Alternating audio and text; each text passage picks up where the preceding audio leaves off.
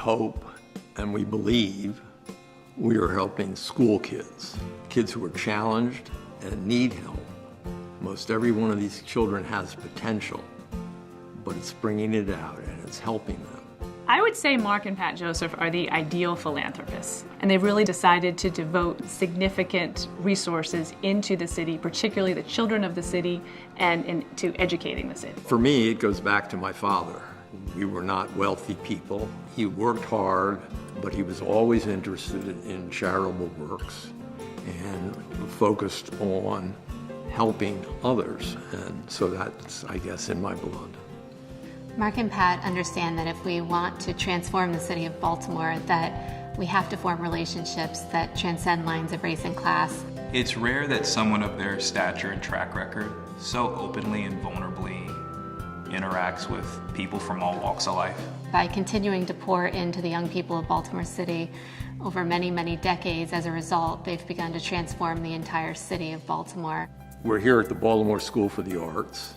That's one of the major institutions that we've supported over the years. Mark had a really important role in founding the school as the chair of the school board and identifying the main part of our building where the school's housed.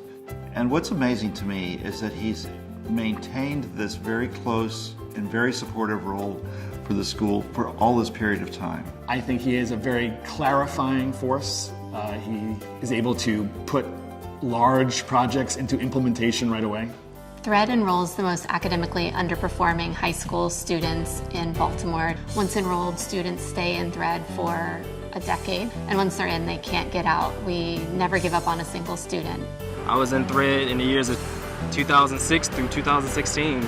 Thread has helped me so much. It helped me develop into the person that I am today. I was a kid with a 0.9 GPA. Now I'm a kid with a 3.7 GPA, and I attend Towson University in my senior year. Mark and Pat, through their generosity, invested and really built out a track devoted to education and social entrepreneurship, really servicing leaders like Alfonso. He provided me an opportunity to leave my full-time job and actually work on my nonprofit full-time. We went from working with 4 students to working with 5 schools in a little over 6 months. College Bound, which is another terrific organization, takes the young people of our city high schools.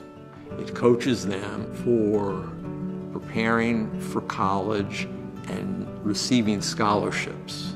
Their gift to College Bound is really focused on our last dollar scholarships. These are those final dollars of financial aid when all your other scholarship money and Pell Grant money has been exhausted and you still don't quite have the money to go to college. Through their gift, we're able to double the amount of last dollar scholarships that College Bound gives out. Well, one of the best things about it for me is I'd like to do the due diligence, which means getting out and knowing the organization, knowing what they're doing, knowing how well they're doing it, is a key element. That due diligence for me has been very gratifying because I get to see all the good things that are happening within our city, and it just makes me feel great.